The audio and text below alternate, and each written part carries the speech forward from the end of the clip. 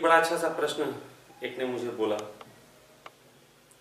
उन्होंने कहा कि आप कहते हो कि मुस्लिम सरल होते हैं, लेकिन जिस तरीके की आतंकवादी गतिविधियां हम देख रहे हैं मुसलमानों की, इसके संबंध में आपका क्या कहना है? दूसरी बात संग संग ये भी पूछी है कि आतंकवाद के मूल कारणों पे भी आप चर्चा करें। दृष्टि आपकी गहरी है तो शायद आप हमें कुछ ऐसी बात बता पाएं जो हमें ये राज उजागर करे कि ये आखिर आतंकवाद क्यों इतना खड़ा हो गया, कौन से कारण ऐसे रहे। ये जो आज पूरे दुनिया को हम आतंकवाद की लपेट में देखते हैं, इसका क्या कारण है? इसको जानना हो तो हमें यह समझना पड़ेगा कि युद्ध इस पृथ्वी पे सदा से होते रहे, लेकिन हमेशा से युद्धों का एक ही कारण होता था, एक दूसरे की भूमि कब्जा करना, सिर्फ भूमि कब्जा करना, वहां का पशुधन, वहां की स्त्रियां, वहां की और चीजें लूट लेना। लेकिन धीरे धीरे ये युद्ध छद्म युद्ध में बदलता चला गया। छद्म युद्ध, अब छद्म युद्ध जो होता है वो इस तरीके का होता है कि हम किसी देश को बर्बाद भी करें, अपने कब्जे में भी लें और उसको पता भी ना चले कि कब कब्जे में ले लिया। इसी छद्म युद्ध में व्यापार नीति भी आती है, इसी छद्म युद्ध में इकोनॉमिक्स भी आती है, इसी छद्म युद्ध में कई प्रकार की और नीतियां भी शामिल होती हैं। लेकिन अभी हम जरा जो बात करने जा रहे हैं, मेरा मानना है कि दुनिया के जितने भी देश हैं, इनमें सबसे ज्यादा जो छद्म युद्ध में माहिर है वो अमेरिका है। अभी तक, आगे कौन हो जाएगा पता नहीं, लेकिन अभी तक की जो इतिहास कहता है छद्म युद्ध में सबसे ज्यादा महारथी अमेरिका। और ये जो पूरा युद्ध फैला हुआ है आज आतंकवाद का, इसके पीछे भी कारण अमेरिका है। यहां तक कि हिंदू मुस्लिमों के बीच जो लड़ाई बढ़ रही है, इसका कारण भी पश्चिम मुल्क है। आज इसको थोड़ा सा और गहराई से बात करूंगा। मैंने देखा है कि ग्लोबल वार्मिंग का प्रयोग, एक तरीके से प्रकोप जो है वो धीरे धीरे बढ़ता जा रहा है। ग्लोबल वार्मिंग क्या है, ये आप लोगों को लग रहा होगा कि मैं इस आतंकवाद के मुद्दे पे ग्लोबल वार्मिंग क्यों ले आया, लेकिन जब तक आप इस ग्लोबल वार्मिंग को नहीं समझोगे, आतंकवाद का जड़ भी नहीं समझ में आएगी। इसको थोड़ा समझ लेना जरूरी है। ग्लोबल वार्मिंग कहते हैं कि हर 5 लाख साल में ऐसा होता है कि पृथ्वी अपना स्वरूप चेंज करती है, उसकी जो इलेक्ट्रोमैग्नेटिक फील्ड है वो अपनी धुरी चेंज करती है। उस धुरी चेंज करने में एक वक्त होता है 20-30 साल का, जो बड़ा उथल पुथल का वक्त होता है। उस उथल पुथल के वक्त में पृथ्वी फिर से अपना कपड़े ठीक करती है और सब बदल लेती है। वो 5 लाख साल पहले भी हुआ था और 5 लाख साल बाद भी अब होने जा रहा है।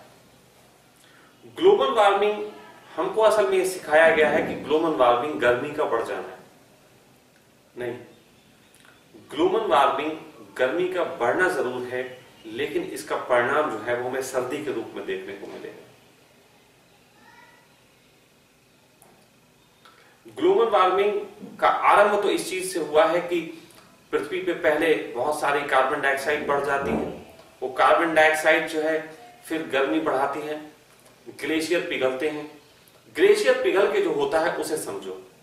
जब ग्लेशियर पिघलते हैं तो खारा पानी और मीठा पानी एक जगह पे मिलता है, उसको एक धारा बोलते हैं, नाम मुझे नहीं याद है, वैज्ञानिक तरीके से आप लोग समझ सकते हो। तो वो धारा जो होती है, वहां से एक तरफ ठंड बहती है, एक तरफ गर्मी बहती है। उसके टकराहट से 2 धाराएं पैदा होती हैं, सर्दी की, गर्मी की। विपरीत का आकर्षण है। तो होता यह है कि ग्लोबल वार्मिंग जब बहुत बढ़ जाएगी तो पृथ्वी पे ग्लेशियर जो है पिघलेंगे और अपना स्थान बदलेंगे। इसको बदलने पे कुछ पृथ्वी का स्वरूप सन 2050 के आसपास 50 से 80 के बीच में ग्लोबल वार्मिंग अपने शिखर पे होगी और 2050 से 80 के बीच में भयंकर भूकंप आएंगे, भयंकर तूफान अभी भी आप महसूस करने लगे हों। मार्च एंड होने जा रहा है और अभी ठंड है। तो ये सब ग्लोबल वार्मिंग के नतीजे हैं। गर्मी भी फिर बहुत होगी। तो उस समय ऐसा होगा कि पृथ्वी का कुछ हिस्सा जो अभी हम अच्छा पाते हैं और खास तौर पे पूरा यूरोप वो बर्फ से ढक जाएगा। बर्फ भी थोड़ी बहुत नहीं, 2-2.5 किलोमीटर ऊंची, 2-2.5 किलोमीटर ऊंची बर्फ से ढक जाएगा। ग्लेशियर पूरे पिघल के सागर का रूप ले चुके होंगे।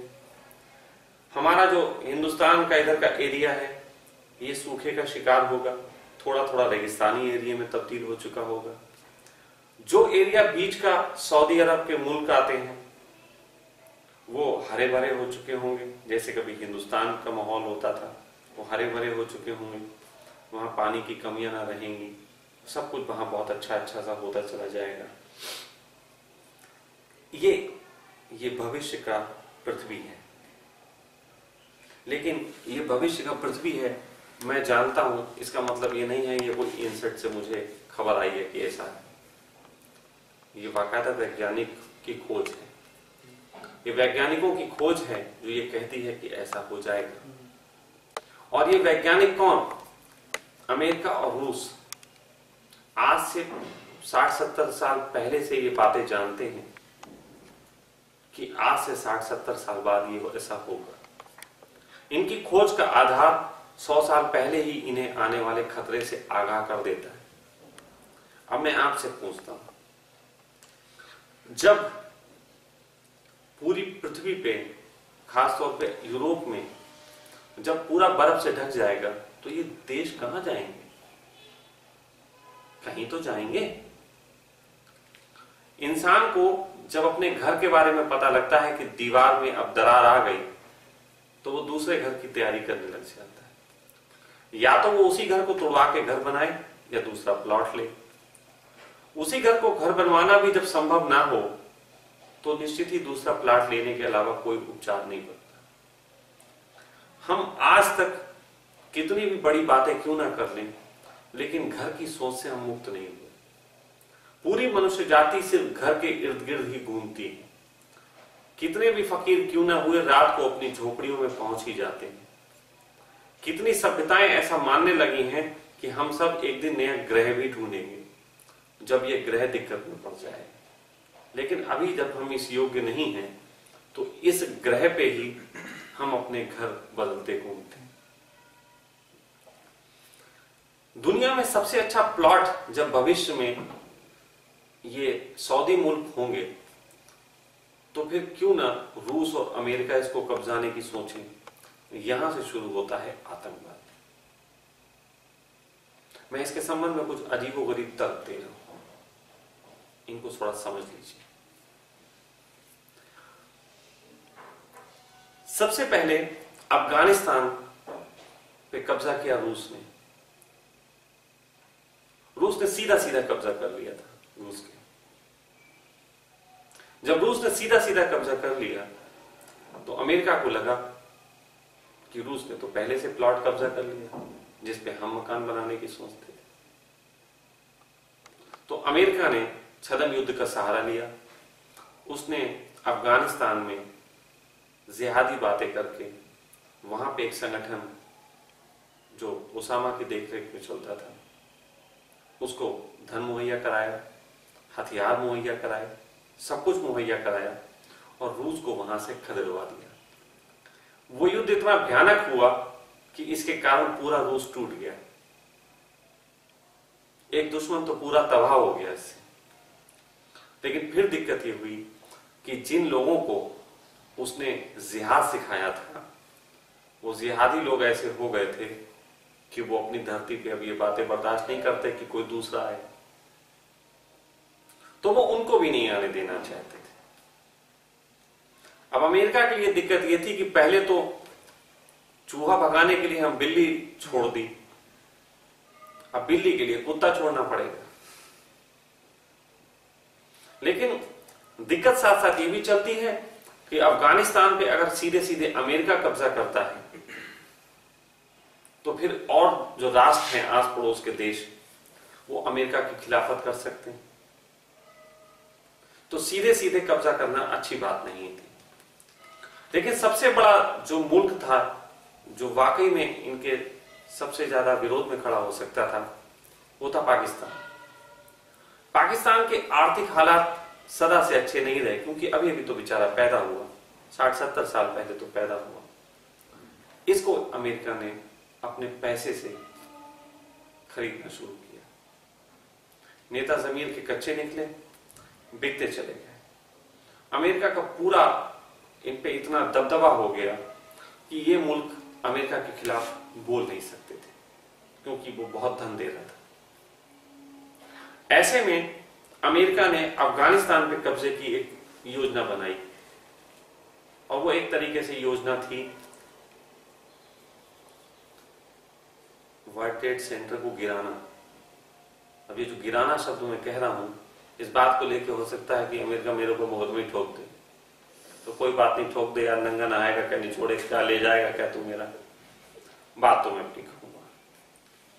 तो वो जो चीज थी, वर्ल्ड ट्रेड सेंटर को इन लोगों ने स्वयं प्लान करके गिराया।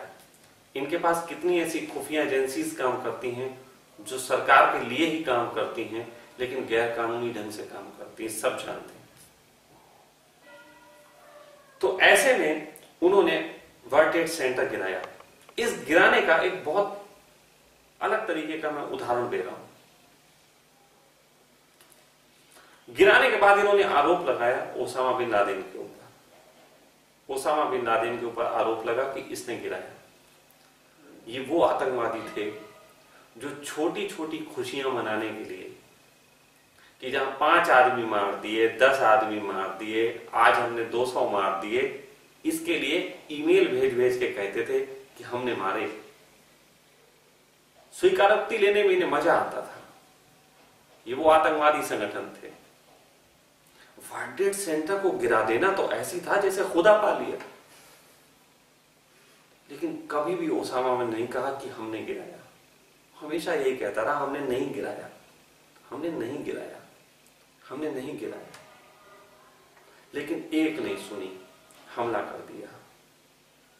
संवेदनाएं वर्ल्ड ट्रेड सेंटर के साथ पूरे दुनिया की जुड़ी थी, क्योंकि सभी मुल्कों के लोग उसमें मारे गए थे। पूरी दुनिया ने इस संबंध में सहमति दी अमेरिका को कि हाँ ठीक है, युद्ध कर देते हैं। हमला कर दिया, चुन चुन के वहां से लोगों को मारा, पूरी अपनी सरकार अपने कब्जे वाली बैठा रखी। धीरे धीरे वहां के प्रशासन में अब वही लोग हैं। कहने को अभी अमेरिका कहता हो कि हमने वहां से सैनिक वापस बुला लिए, लेकिन पूरा एडमिनिस्ट्रेशन उनके ही इशारों पे चलता है। सब कुछ उन्हीं की तरीके से हो रहा है। लेकिन ये तो एक छोटा सा प्लॉट था, इससे तो काम नहीं बनना था। निगाह तो अभी और जगहों पे थी, काम अभी और भी बाकी। तो उन्होंने इराक पे भी इसी तरीके से कब्जा किया। इराक पे इस बात को लेकर कब्जा किया गया कि सद्दाम हुसैन, जिसके पास परमाणु शस्त्र हैं और वो दुनिया के लिए खतरा है, सद्दाम हुसैन के ऊपर भी हमला कर दिया और अंत तक उसे फांसी तक चढ़ा दिया। लेकिन परमाणु बम तो छोड़ो, एक तमंचा भी नहीं मिला परमाणु बम को, एक भी तमंचा नहीं मिला। अरे सॉरी तो बोल दो यार कम से कम। अमेरिका का कोई राष्ट्रपति, कोई सॉरी तो बोल दे, सॉरी सर गलती हो गई तो केस मार डाला, ऐसा कुछ बोल दो। तुम तो सॉरी भी नहीं बोलते। पूरा इराक कब्जा कर लिया। कर्नल गद्दाफी को मारा, जिस बात के तहत मारा वो बात नहीं मिली। ठीक है, तानाशाह रहे होंगे, तो कौन अपने घर को कैसे चलाता है तुम्हें इससे क्या लेना देना? तुम बाप हो सबके। तुमने आतंकवादियों को पूरी तरीके से बढ़ाया, फिर वहां से वो घबरा के जहां जहां भागे, किधर भागे? उन मुल्कों में भागने नहीं दिया। वो सारे आतंकवादी भागे पाकिस्तान की तरफ, फिर पाकिस्तान से तुमने सपोर्ट हटा लिया, अब वो पाकिस्तान के अंदर घुस के खुरपैच कर रहे हैं, पाकिस्तान को कमजोर कर रहे हैं। निगाह तो उसकी पाकिस्तान पे भी है, पाकिस्तान के लिए वो सोचता है हिंदुस्तान साथ देगा, लेकिन एक बीच में गड़बड़ हो गई। वो गड़बड़ ये हो गई, चीन कूद पड़ा। चीन आज पाकिस्तान के संग आ गया। हिंदुस्तान भी जानता है लड़ने का फायदा नहीं है, अमेरिका अब वहां कुछ कर नहीं सकता, लेकिन आतंकवादियों को तो जन्म दे दिया। आतंकवादियों को जन्म नहीं दिया, इन अमेरिकियों ने एक और छद्म युद्ध लड़ा, और वो लड़ा कुवैत जैसे मुल्कों के खिलाफ। कुवैत, ये जो ऐसे मुल्क हैं जहां पे शेख थे, और बहुत सीधे साधे लोग होते हैं शेख, शेख वाकई बहुत सीधे साधे होते हैं। ये बहुत गरीब थे, ऊंट पे घूमने वाले लोग। अचानक इनके पास धन का भंडार लग गया हाथ में, तेल, बहुत पैसा आ गया। कई बार ऐसा हुआ जब ये लड़ाइयां चली तो लोगों को ऐसा लगा कि ये लड़ाइयां अमेरिका लड़ रहा है तेल की खातिर। गलत बात है, तेल की कोई लड़ाई नहीं है। इराक के पास जितना तेल है ना, उससे ज्यादा तो ये बम गिरा दिए थे वहां पे, उससे ज्यादा कीमती तो बम गिरा दिए। तो तेल की लड़ाई नहीं थी, वो तो दिख रही थी। हाँ, कुवैत मुल्कों में इन्होंने गल्फ कंट्रीज में जो कब्जा करने का प्लान किया, वो बहुत बहुत अलग सा प्लान था। वो प्लान इनका ये था कि उनके पास अपने आदमी भेजे शेखों के पास, उनको समझाया कि भाई आप लोग, इतना पैसा आपके पास है, लेकिन ये कब तक खाओगे, ये तो एक दिन खत्म हो जाएगा। सन 2020-25 में आपका तेल खत्म होने जा रहा है। ये हमारे पास आंकड़े उपलब्ध हैं, ये इनसेट की तस्वीरें हैं, ये आपके गड्ढे में कितना तेल है वो हमें सब पता है, और ये तेल खत्म हो जाएगा। तो उन्होंने कहा फिर हम क्या करें, हमको तो बाबू बुझाता ही नहीं, तेल हाथ लगा था वही बेच रहे थे, अब तो बुझाता नहीं। उन्हें चिंता ना करो, आप यहाँ पर्यटन को बढ़ावा दो। पर्यटन को बढ़ावा देने का मतलब कि विदेशी आएंगे तो पैसा आएगा। ठीक है भाई, शेख राजी हो गए, उन्होंने कहा दो, क्या करना है, उन्होंने कहा होटल बनाओ, शानदार शानदार इमारतें बनाओ। वो कौन बनाएगा, बोले वो हम बनाएंगे, उसकी भी चिंता करें। उन्हीं के पैसे, उन्हीं का मुल्क, उन्हीं की सब संपत्ति, बड़ी बड़ी इमारतें खड़ी हो गई। पिछले 25 साल में जितना कंस्ट्रक्शन सऊदी अरब में हुआ उतना कहीं भी नहीं हुआ, चीन में भी नहीं हुआ इतना कंस्ट्रक्शन जितना सऊदी अरब में हो रहा है।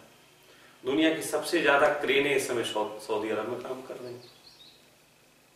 सऊदी अरब में बहुत कुछ खड़ा हो गया, लेकिन पर्यटन वहां चला ही नहीं। क्यों? क्योंकि वहां की सोच थी बोरके की सोच। बुर्का पहनते हैं वहां के लोग, उनकी एक डिसेंसी है, कोई चोरी करे तो हाथ काट डालो, किसी औरत को देखे तो उसकी हत्या कर दो, इस टाइप की सोच चलती है। लेकिन ये सोच को उन्होंने बड़े ढंग से मारा। उन्होंने कहा साहब आपके यहाँ पर्यटन चल नहीं पाएगा क्योंकि आपके यहाँ नियम बड़े सख्त हैं, शराब आप पीने नहीं देते, औरतें आपके यहाँ बिकनी में घूम नहीं सकती, आपके यहाँ ये जुआ हुआ खेला नहीं जाता। तो जब तक ये नहीं होगा कैसे चलेगा? तो उन्होंने कहा ठीक है, आप ऐसा करो भाई, ये भी शुरू कर दो। तो जिस देश में वहां की संस्कृति के नाम पे महिलाएं बोरके में घूमती थीं, उसी देश में आज जो है बिकनी में घूमते। आपको शायद नहीं मालूम, कुवैत में 95% विदेशी रहते हैं, 5% केवल कुवैती रह गए, केवल 5%। और जब ये मैं कह रहा हूं कि अमेरिका अपने प्लॉट को खरीद रहा है, तो लोग कहते हैं ये स्वामी जी बात थोड़ी हजम नहीं होती, चलो एक और तर्क देता हूं, थोड़ी हजम कर लो। मुझे बताओ, रूस और अमेरिका में क्या पिछले 40-50 सालों में कोई बड़ा निर्माण कार्य हुआ? बड़ा निर्माण कार्य जो दुनिया को दिखाने के लिए हो कि हमने बहुत बड़ी इमारत बनाई, ये हजारों करोड़ खर्चा करके ये किया, कुछ किया? कुछ नहीं किया। हाँ, पुल बना लिए चलने फिरने के लिए, अभी तो रह रहे हैं, कोई जल्दी क्या है। एक इमारत बना ली दिखाने के लिए कि हाँ ये इमारत वर्ल्ड ट्रेड सेंटर तक गिर गया तो हम खड़ी कर दे रहे, ये छोटी सी बात। बाकी सारी इमारतें तो तुम यहां बना रहे हो अपने मतलब की। क्योंकि यहीं तुम्हें रहना है आके। पहले से लोग तुम्हारे खरीद चुके हैं, टापू खरीद लिए हैं, वहां की बिल्डिंगें खरीद लिए हैं, वहां फ्लैट तुम्हारे लोगों ने खरीद लिए हैं, तुम तो सब पहुंच गए वहां पे। बोरिया बिस्तर तो अभी आना शुरू हो गया, क्या देर है। यही राजनीति जब ये मुस्लिम उनके खिलाफ लगाना चाहते हैं, जिनके सीधेपन को इन लोगों ने बरगलाया, तो उनकी ये लोग बंदूक की नली हिंदुओं की तरफ घुमा देते हैं। सब कुछ अच्छा चल रहा होता है, मोदी जीत जाते हैं, सब कुछ अच्छा चल रहा होता है, ओबामा यहां चले आते हैं मिलने, हमारे सर आपके देश को हम ये सहयोग देंगे, तो उनकी जो बंदूक इधर घूमी होती है वो इधर घूम जाती है ऐसे करके। फिर वो उधर से चले जाते हैं, वो इधर मोदी की तरफ भी रह जाती है। मूर्खों, सोचो तुम कर क्या रहे हो। वो छद्म युद्ध लड़ रहे हैं और तुम पदम युद्ध लड़ रहे हो। तुम पैरों से ही भागे पड़े हो, वो दिमाग से तुम्हें भगाए पड़े। हमेशा से फूट डालो राज करो उनका कारण था, उनकी तरकीब रही। तुम उसी झांसे में आज भी आ रहे हो, अभी भी समझने की कोशिश नहीं कर रहे कि ये क्या कर रहे हो तुम। लड़े पड़े हो यहाँ पे। और वो जो संगठन चल रहे हैं उनको पैसा कौन देते हैं, कहां से आता है उनके पास ये लड़ने का पैसा। ये सब फिर आपसी तुम लोगों की लड़ाई में मजा लेते हैं लोग। तो आतंकवाद जिसको आज कहा जाता है कि आतंकवाद खड़ा हुआ, ये मुस्लिम आतंकवादी हैं। सही बात तो ये है, ये मुस्लिम आतंकवादी नहीं है, ये प्लान करके पैदा किए गए आतंकवादी। हाँ, ये बात है कि ऐसा जब वो करते हैं, आतंकवादी तैयार जब वो करते हैं, तो वो उनकी भावनाओं का सहारा लेते हैं। उनकी भावनाओं जो उनके धर्म के प्रति हैं, जो उनके ईमान के प्रति हैं, उसको तोड़ मरोड़ के समझाया जाता है।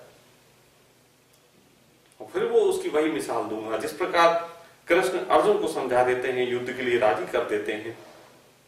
अर्जुन जैसा आदमी जो युद्ध लड़ने को राजी ही नहीं था, उसको युद्ध के लिए राजी कर लिया। तो ये सब बेचारे अर्जुन जैसे लोग हैं, बड़े धर्म का अच्छा अच्छा तर्क देके राजी कर लिया युद्ध के लिए।